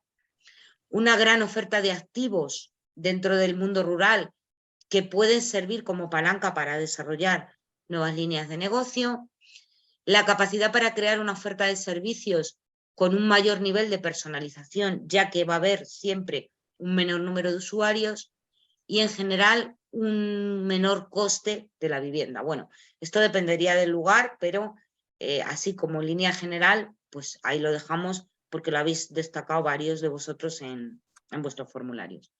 Como oportunidades que habéis encontrado, el uso de la tecnología para acercar esos servicios básicos, toda la cantidad de propuestas que ya se han puesto en marcha y de pilotos en otros lugares, sobre todo fuera de España, y que han funcionado y que pensáis que pueden ser un ejemplo a seguir, un caso de éxito. todo lo que tiene que ver con la consolidación de la tendencia Slow Life y propuestas, digamos, atractivas a las familias para desarrollo económico y de educación. Y ese es un poco os he compartido un poco el resumen de todos los formularios que se han cumplimentado, que tienen que ver con vuestro área de trabajo. Dicho eso, os pregunto, aparte de lo que hemos hablado con Eva y lo que nos ha ilustrado Eva sobre el teletrabajo, ¿vosotros qué pensáis o cómo pensáis que deberíamos de empezar a abordar? ¿Cuáles serían los principales retos que tendríamos que empezar a abordar más allá del teletrabajo, de la atracción de nómadas digitales, de la atracción de incluso de teletrabajadores o precisamente para ellos? ¿Qué otros retos deberíamos de empezar a abordar? ¿Quién quiere participar? Marina, Perdona, una perdona. pregunta. ¿Sería diversificando desde ese reto de los teletrabajadores o para abordar ese reto de los trabajadores? ¿Qué retos más concretos? Cualquiera de las dos, Íñigo. Perdón, Vero, que creo que ibas a hablar. Sí, Vero. que había una cuestión que estaba recogida en lo que, bueno, que fuiste puntuando, recogiendo de los cuestionarios que no aparecen en el DAFO, y a mí es que me parece muy importante, que es, sí que aparecen en amenazas como pues esa, ¿no?, potencialidad que tiene la ciudad a nivel de comunicación, de todo lo que ofrece, pero yo creo que hay una debilidad muy importante y que es súper, no sé, que para mí creo que es de las en las que habría que poner más incidencia, que es en la falta de valor de los propios habitantes del medio rural hacia el propio medio rural. Y eso está en, es decir, los colegios rurales, al menos el de mi pueblo, al que llevo a mis 2 hijos, son una máquina de generar urbanocentristas que los llevan de excursión a centros comerciales, bueno, y creo que eso es muy importante también incluirlo como debilidad, porque creo que ahí hay mucho trabajo que hacer, incidiendo en lo que es la participación de los jóvenes, las jóvenes rurales para su empoderamiento, para que entiendan el privilegio que tienen, ¿no? Porque al final, si no, esa oportunidad del slow life al final se queda como en una vida, o sea, en una idea muy idealizada de lo que es vivir en el medio rural. Y es cuando los proyectos que llegan al medio rural, pues a los 6 meses se van, pues que ya no era lo que la idea así tan idealizada, ¿no? En el pueblo tienes tiempo para todo, en el pueblo te regalan 4 lechugas y vives, en el pueblo, y luego eso pues no es así. Entonces, yo creo que eso es muy importante porque tiene un montón de ramificaciones para todo el DAFO, y a mí me parece una debilidad que tenemos en los pueblos tremenda. Yo aquí se le pregunto ahora a la mayor parte de la poca gente joven que queda en mi pueblo qué van a hacer cuando tengan 18 años, la mayor parte de ellos, además lo sé porque trabajo con ellos en grupos y por ahí, largarme de aquí en cuanto pueda. Y en mi caso lo que me dicen es que me largue de aquí en cuanto pueda. Y a mí me parece súper bien que se vayan, que estudien, que vean mundo, que viajen, pero no se guardan ni la posibilidad de decir, joder, me puedo ir por ahí y luego puedo tener aquí, ¿no?, una buena vida. Creo que el concepto de buena vida está en la ciudad y aquí es el concepto de, bueno, ir de vacaciones, y creo que eso es una debilidad tremenda del medio rural. Absolutamente. Vero. Hombre, perdón, Vero, quería decirte, sí, en la zona donde yo vivo, que es Huesca, en concreto en Ayerbe, pasa exactamente lo mismo. Lo único bueno que podemos sacar de conclusión, yo tengo una hija de 20 años, y es que precisamente lo que se guardan para volver a los pueblos es el ocio. Entonces, pues bueno, por lo menos algo es algo, pero sí que es cierto que en cuestión de trabajo y vivienda no quieren vivir ahí, no quieren vivir en el pueblo. Entonces... Totalmente. En el grupo de turismo que hemos tenido la sesión justo antes de la vuestra, hemos recogido como una de las debilidades, Vero y Adriana, justo el tema de la identidad cultural. Lo hemos incluido ahí. Es decir, decíamos allí, hay una autopercepción negativa de lo que es vivir en el pueblo. Es algo así como que el que se ha quedado a vivir en el pueblo es que ha fracasado o algo por el estilo, ¿no? Llevado a un extremo, pero un poco hemos heredado esa cultura. Entonces, ahí en ese ámbito de la cultura sí hemos tocado ese tema y lo hemos incluido ahí. O sea que, efectivamente, totalmente de acuerdo contigo, pero vamos, en definitiva, totalmente de acuerdo contigo. Pero yo estoy de acuerdo con ellas en que debería de estar en educación, ¿eh? Porque en el ámbito educativo, cuando se forma a nuestros niños y niñas, lo que se les inculca es todo lo contrario, ¿no? Y a lo mejor experiencias tipo la Escuela del Bosque, ese tipo de metodologías que nosotros, por ejemplo, en Huelva, pues lo estamos impulsando desde la Diputación, no desde la administración educativa, que tendría que estar trabajando en esa línea. Y estamos iniciando experiencias pilotos de ese tipo precisamente para abordar desde pequeñitos, pues que el vivir en el campo pues tiene otras posibilidades y el acercamiento a su entorno rural pues también les ofrece conocimientos, cultura, identidad, pero también posibilidades de vivir, ¿no? Y yo creo que aparte de la parte cultural, que al final se ve como algo, digamos, extra, debería de estar en los cimientos del crecimiento y de la conciencia de todas las personas. Y trabajar muchísimo con el profesorado. Cada vez más los profesionales, tanto a nivel sanitario como educativo, pues son personas que vienen de la ciudad, están, no viven en el pueblo, no tienen ese arraigo y entonces ni conocen las costumbres, lo mismo no saben ni cuál es la fiesta o la saben porque es el día que libran que tiene fiesta local, pero no sé, que ese tipo de trabajo con la comunidad educativa, con la población, yo lo enfocaría también en ámbito educación, no solo cultura. Recojo vuestra propuesta, Rocío. Vale. A mí me gustaría hacer un comentario. Yo como tecnólogo, pues evidentemente este es un tema siempre muy poliédrico. Hay muchos temas de tipo social, como estos que comentamos, pero a mí me gustaría dar un mensaje un poco más, por supuesto, muy optimista en relación a cómo yo veo el teletrabajo y el futuro. Y va muy paralelo al desarrollo de las redes de última generación. En primer lugar, el teletrabajo es una tendencia que ha venido para quedarse.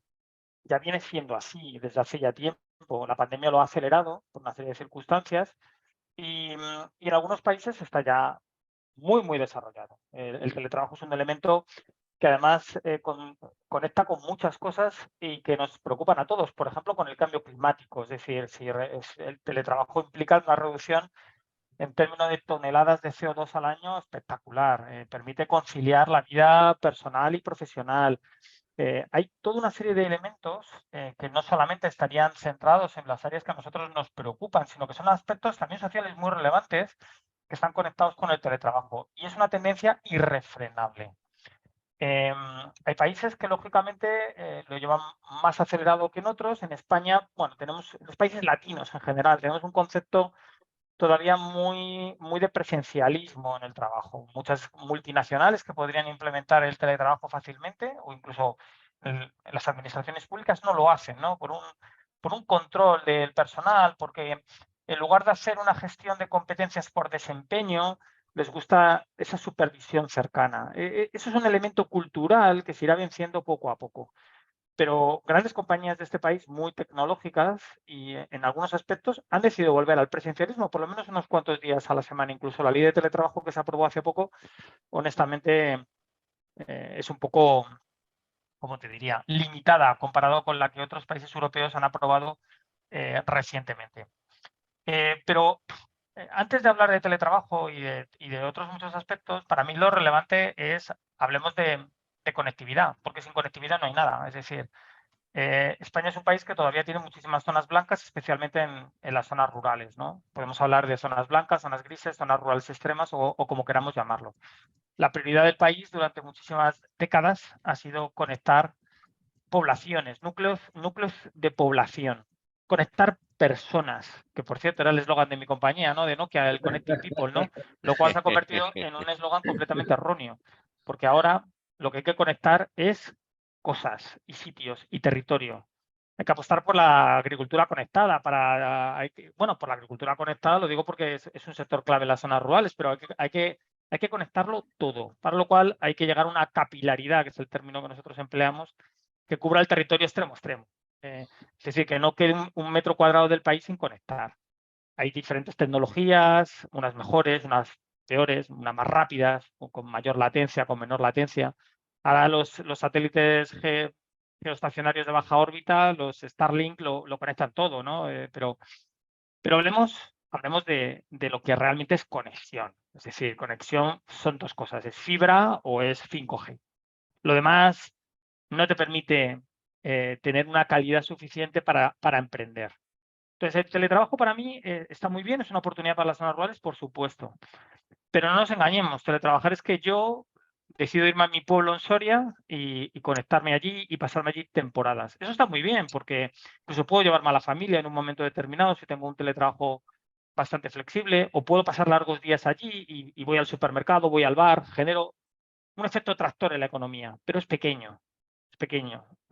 Lo que hay que generar es realmente riqueza que sea embrionaria, que esté vinculada al territorio. Cada territorio tiene sus elementos de riqueza. Unos pues tendrán agricultura, ganadería o otro tipo de sectores, recursos forestales, turismo, lo que sea.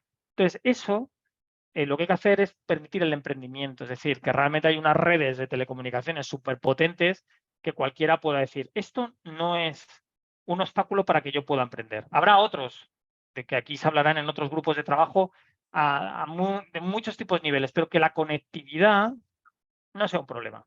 Una vez que se tengan esas redes, pues luego, a partir de ese momento, las redes se han convertido en un suministro básico, como es el agua o la luz, y esa es la realidad. Ahora no podemos vivir sin eso, y las nuevas generaciones aún menos. Entonces, hay que empujar en ese sentido. Para mí, sin eso, que es la autopista, no pueden circular los coches. No puede venir lo demás. Es necesario que la autopista funcione y que no sea una carretera comarcal, sino que realmente tengamos ahí una autopista de la comunicación.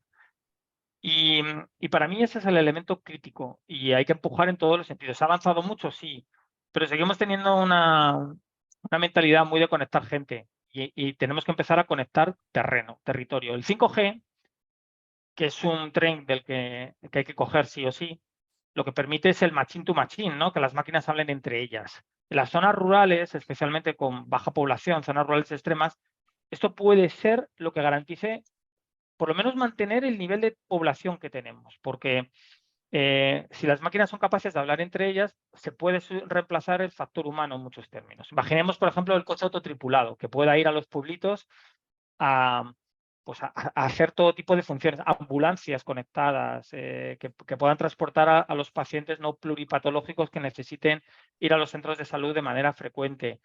Todo tipo de proyectos de agricultura conectada que no necesitan, en minifundio, ¿no? Que no necesitan que haya una persona que vaya todos los días allí a ver el estado de esos terruños, ¿no? Poder monitorizarlos remotamente. Todo ese tipo de cosas están aquí ya. La tecnología ha llegado ya. Eso está hecho, ya está inventado. Ahora hay que desplegarlo. Y no va a ser tan caro. Es decir, ha cambiado el paisaje. Vosotros veis por las carreteras ahora y sobre todo en las zonas, por ejemplo, los que sois del sur, en las zonas de olivares, pues veréis que se está haciendo regadío en olivares. ¿Cómo? Pues nada, haces un pozo, colocas una bomba, la vinculas a un panel fotovoltaico, lo conectas y gestionas el riego. Bueno, lo puedes hacer con cualquier tipo de cultivo, pero este tipo de soluciones son súper fáciles. Y ahora ves esos paneles solares montados en mitad de pequeños paneles solares montados en un montón de explotaciones agrarias. Entonces, eso es un poco tal y como yo lo veo. Es decir, sin eso, lo demás, pues digamos que sí que tenemos que gestionarlo y hablar de ello, pero desde luego, si no tenemos ese vínculo conector, que nunca mejor dicho, pues lo demás es complicado. Pero lo interesante es que ya no es tan caro ni es tan difícil. Lo que estamos nosotros haciendo en Nokia, que es el proyecto que tenemos en Matanza de Soria y en otros sitios, son lo que llamamos islas 5G. Es decir, tú colocas una torre que no es para nada costosa y haces una conectividad aproximadamente de 15 kilómetros cuadrados, pues como si estuvieras en Nueva York. Y allí se puede conectar todo tipo de cosas. Que no hace falta llegar a estos extremos, pero esas islas 5G pueden ser súper interesantes, por ejemplo, si se quiere crear en mitad de la nada una actividad de emprendimiento. que a veces ahora se está haciendo, por ejemplo, no sé, en granjas solares o en parques fotovoltaicos o parques eólicos que requieren ese nivel de conectividad. Y antes había que llevar un cable de fibra, era muy costoso. Ahora, nada, colocas una torre y nada, empiezas a radiar perfectamente. Bueno, pues eso, cada vez la tecnología se va abaratando, se pueden hacer mástiles 5G, eso se está haciendo ya.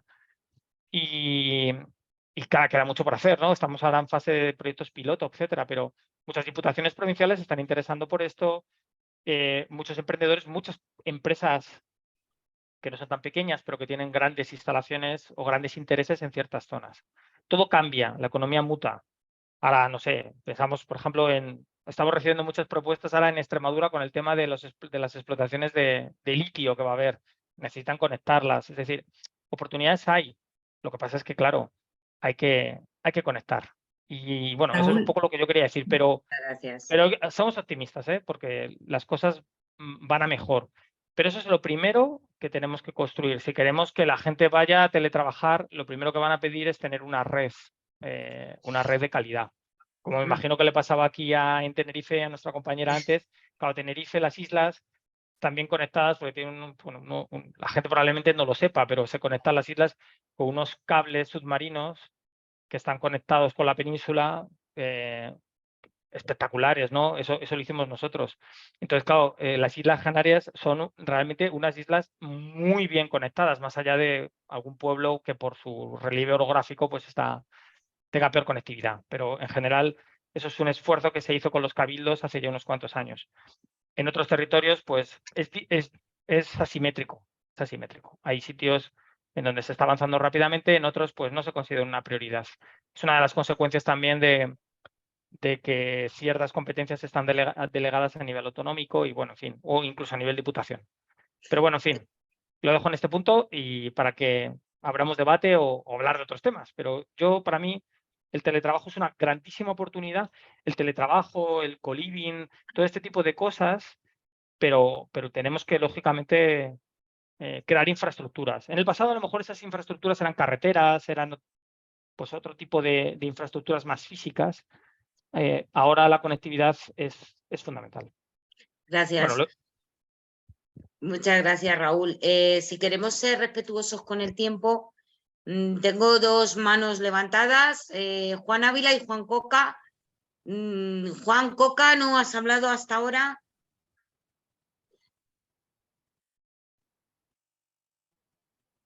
Tienes que desactivar... Ya voy. Perdón, no lo encontraba. Vale, gracias. Juan Ávila, bueno, había levantado antes que yo, pero bueno, yo voy a ir muy rápido. No te preocupes. Claro, hablamos mucho de teletrabajo y a mí me preocupa fundamentalmente la parte más social, la parte de ciudadanía, que a mí es la que me toca. Entonces, pues un poco quería comentar dos cosas que me parecen vitales. Creo que unido a lo que hablábamos antes relacionado con la cultura, que entiendo claro que efectivamente queda en el grupo de cultura, aunque a mí me preocupa extremadamente, que es el tema de cómo se visualiza los imaginarios que están vinculados con el mundo rural, cómo los propios pobladores perciben su mundo y los otros también lo perciben. A mí eso me parece enormemente importante, pero bueno, entiendo que se haya ido para otro grupo. Pero sí que creo que es importante darles voz a las personas que viven en el mundo rural. Es decir, de alguna manera es necesario que tengan capacidad para participar en la toma de decisiones de sus zonas y de cómo ven su zona, porque eso permite dignificar los espacios sociales. Muchas veces los decisores se olvidan de la ciudadanía y se olvidan de dignificar precisamente estos espacios, y esto genera una sensación de, perdón que lo diga de esta manera, me da igual que esté grabado, puta mierda de sitio donde vivo, porque no tomo decisiones, porque nadie me escucha, porque nadie me pregunta. Y creo que eso, evidentemente, trasciende en parte este grupo porque se va más a cuestiones de índole política, pero creo que los agentes políticos tenían que tener muy en cuenta este tipo de cuestiones. Y a mí me parece vital. Por otro lado, Hay un aspecto que creo que es importante relacionado con el mundo rural, que es el mundo de la salud. El mundo rural se vincula de una manera u otra en el imaginario con el mundo de la salud, con la vivencia, con la percepción de salud. Esto es una virtud y es un enorme problema vinculado a la falta de recursos, a la falta de servicios. Las personas migran por temas de salud. Conozco por mi ámbito de investigación muchas personas que se han ido a vivir a Barcelona única y exclusivamente porque allí está el Sant Joan de Déu, única y exclusivamente por ese hospital, para atender a sus familiares, porque tengo una persona que tiene un problema muy gordo, ese hospital es top en muchas enfermedades, me voy para allá, me da igual el resto. Y se buscan la vida para irse allí o para por lo menos estar cerca de ese hospital. Eso sucede. Y eso, bueno, pues también tenemos que tenerlo en cuenta a la hora de un poco plantear cosas en el mundo rural, porque si están relativamente alejadas de determinados servicios, pues van a generar migración. Recientemente, en un caso que conozco de cerca, pues estaban planteando una familia, se lo plantearon, dejar Soria porque el hospital de Soria no atendía adecuadamente la salud de sus hijos. Entonces, estas cosas, bueno, pues, claro, suceden. Y además, pero unido en el otro lado de la balanza, hay un tema interesante. Sobre esto no tengo solución, ¿eh? Es decir, simplemente lo planteo como un cuestionamiento para intentar reflexionar. Que muchos pacientes durante el confinamiento, pacientes que tenían ataques con frecuencia, personas con, por ejemplo, narcolepsia, dejaron de tener de tener ataques durante el confinamiento. ¿Por qué? Por la tranquilidad. Lo que comentaba antes, lo que pusiste Marina antes, de las ciudades, bueno, hay muchos estudios que constatan esta realidad y además hay también casos de personas que, repito, en el confinamiento, que todos lo hemos vivido trágicamente, pues hay familias que me decían directamente, no, para nosotros el confinamiento ha sido una bendición, porque mi hijo durante el confinamiento no ha tenido ningún ataque. Esto se puede vincular al mundo rural en el sentido de esa posibilidad de salud. Yo una de las cosas que había planteado la solución, que ya la plantearé de nuevo cuando nos mande los deberes, Marina, es un poco generar una enorme posibilidad para el mundo rural en este sentido. Me callo. Gracias. Muchas gracias, Juan. Juan Ávila y Maya, y si os parece, bueno, Adrián acaba de levantar la mano y cerramos, más que nada por respetar el tiempo que nos hemos comprometido. Así que en ese orden, porque habéis levantado la mano en ese orden. Juan Ávila, perdóname que antes te he saltado sin querer. No, no te preocupes. Y además lo bueno de que hablen otros es que casi ya lo han dicho, con lo cual pues no tienes que decirlo tú.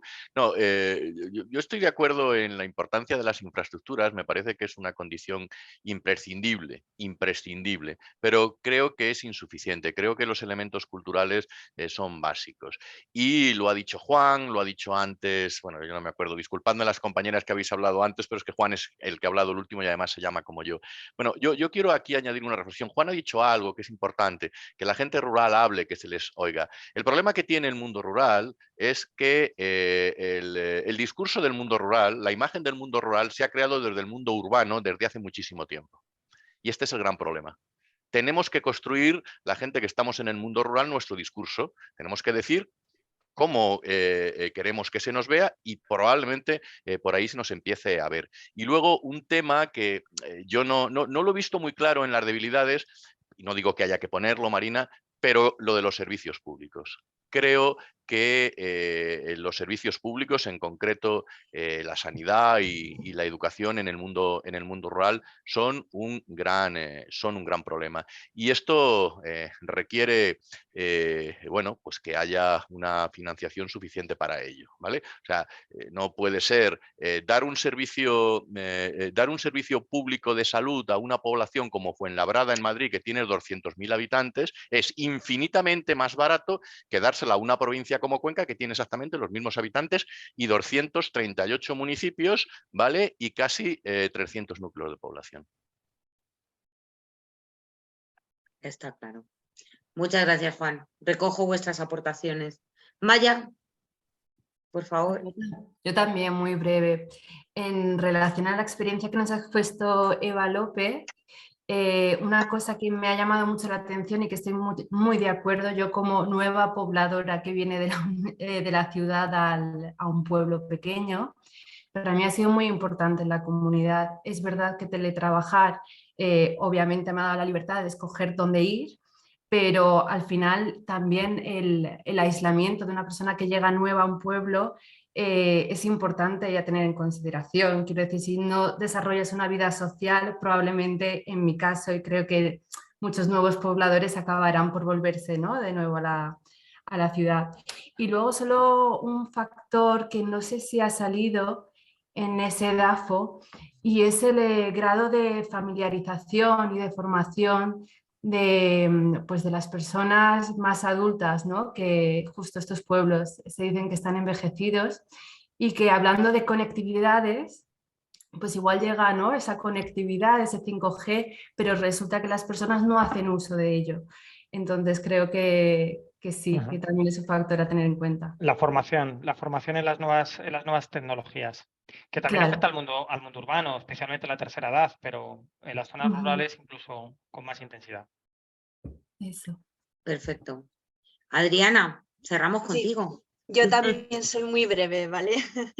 Solamente quería, estoy de acuerdo, Juan Coca, con lo que has dicho, que a veces los mismos pobladores son los que necesitan ser escuchados, ¿vale?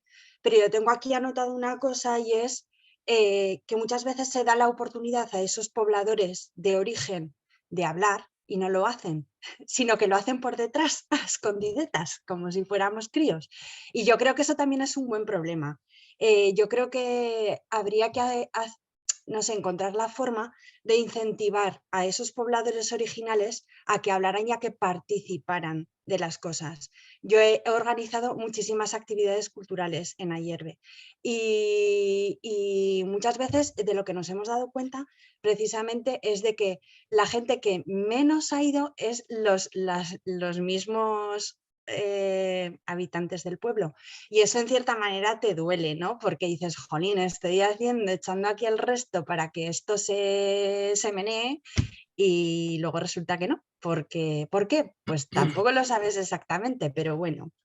Y luego otra cosa que quería decir es que a Raúl, que no solamente hay que tener en cuenta las nuevas tecnologías, que sí que es una cosa importantísima, pero yo creo que también en los pueblos hace falta una infraestructura de base de servicios, como de dar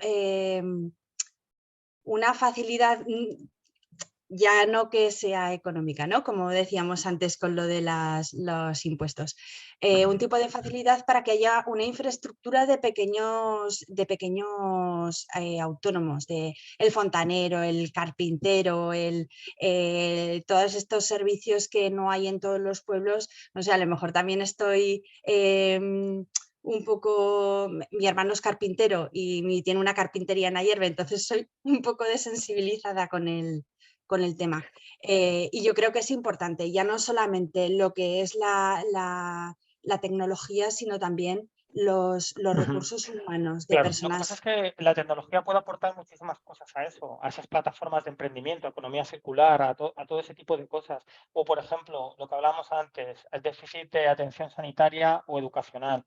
Pues el crear... No, sí, estoy de acuerdo contigo, las Raúl, tecnologías pueden permitir en un momento determinado mejorar mucho los servicios asistenciales. Es decir, el tratamiento de enfermos no pluripatológicos con redes neuronales gestionados en remoto, eso con una buena red, por ejemplo, los servicios de teleasistencia. Si no tienes conectividad, la gente mayor no puede estar conectada a los típicos buscadores que los pulsas cuando tienes alguna incidencia. Y por supuesto las plataformas educacionales. Pero, sí, pero yo creo que eso... Sí, pero Perdona, con los emprendedores hay que poner especial foco. Pero yo creo que eso es un paso intermedio, ¿no? Porque las personas mayores muchas veces lo que necesitan no es un 5G, sino una persona que le vaya a arreglar el lavavajillas, por decir algo, ¿no? Entonces yo creo que es un paso intermedio entre los pobladores y los servicios pequeños que pueda haber en los pueblos, ¿no? Que entonces los teletrabajadores, ¿no? Que son los que se dedican pues a los servicios, redes sociales, páginas web, intercomunicación entre servicios, etcétera, conecten a las dos partes, ¿no? Pero que yo creo que también es importante no solamente la tecnología, sino también los servicios pequeños, de pequeños profesionales, ¿no? Claro, la tecnología está al servicio. Ese es un poco el leitmotiv. Está al servicio de todo. Y por supuesto, sobre todo de crear valor. Y los autónomos, los pequeños empresarios, eso es mucho más interesante desde mi punto de vista, generar valor con eso que con los propios teletrabajadores en sí mismos, que están creando valor para sus empresas que estarán radicadas en otros sitios. Para mí, un pequeño carpintero, por ejemplo, crea un valor doble, porque primero está en el territorio, genera vertebración, genera arraigo y al mismo tiempo genera economía, puestos de trabajo. Entonces, en fin, eso hay que potenciarlo y ponerles especial foco de atención. Pues, Roberto, no sé si quieres decir algo. A mí simplemente me gustaría recordar que el objetivo de este grupo no es hacer un diagnóstico precioso, maravilloso de nuestros males, ni de sumergirnos en la melancolía de lo que no tenemos, sino aprovechar los mimbres que tenemos para hacer un proyecto, o dos, o tres, que se puedan poner en marcha en nuestros pueblos y que además sean tan buenos que merezcan la primera página del país. Ese es el objetivo que tenemos, no lo perdamos de vista. Menudo reto. Y eso me sirve para deciros que mañana os enviaremos el formulario para que empecéis a trabajar en soluciones. Ya se acabó el tiempo de diagnósticos, recojo el testigo de Roberto, que siempre nos da un baño de realidad y efectivamente toca empezar a pensar soluciones. ¿Solo mandas un formulario? Pero no sabes cuántas páginas tiene, no se lo digas. Joaquín, no sé si quieres comentar, decir, despedirte. No, daros muchas gracias a todos y un poco en la línea de lo que decía Roberto, de lo que se trata es de aterrizar. O sea, el diagnóstico está hecho, ya sabemos todos cuáles son los problemas y ahora tenemos que aprovechar las oportunidades para montar un proyecto que, bueno, pues que sea lo suficientemente atractivo para que empresas y entidades públicas lo puedan poner en marcha en cualquiera de los pueblos de la red de pueblos acogedores, que ese es el objetivo. Le quiero agradecer mucho a Eva la exposición tan inspiradora que nos ha dado, sobre todo porque bueno, nos ha contado algo que aunque nos pille años luz, ¿no? a los del interior de la península, creo que el camino va por ahí. Se han hablado de muchas cosas, ¿no? Esta mañana yo hablaba con Juan Ávila por otros temas, ¿no? Y hablábamos de la importancia y de la necesidad urgente que tenemos de establecer líneas, ¿no? para que se produzca un diálogo entre lo urbano y lo rural, porque estamos planteando este problema de la despoblación como una confrontación, ¿no? entre lo urbano y lo rural, y eso no nos va a llevar a ningún sitio.